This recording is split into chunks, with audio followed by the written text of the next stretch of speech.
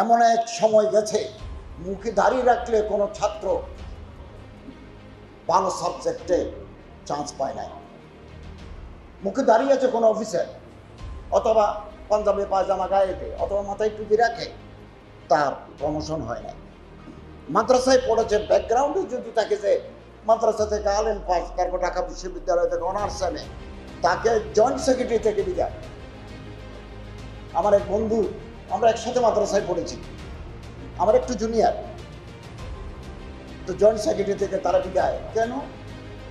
তার সার্টিফিকেটে একটা মাদ্রাসার সার্টিফিকেট ছিল।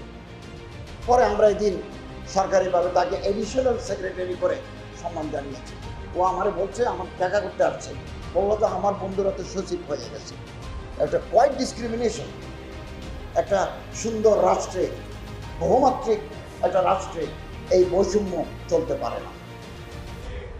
হোক না, একটা হিন্দু ছাত্র যদি বইতে পড়ে আসে, তার যদি কোয়ালিটি থাকে, আমরা কেন তাকে বাদ দেব? যারা বাদ দিতে চায় তারা সাম্প্রদায়িক। এবং আমাদেরকে, আমি যেহেতু সরকারি দায়িত্বে আছি, বেশি কথা আমি বলবো না, বলতে পারি না।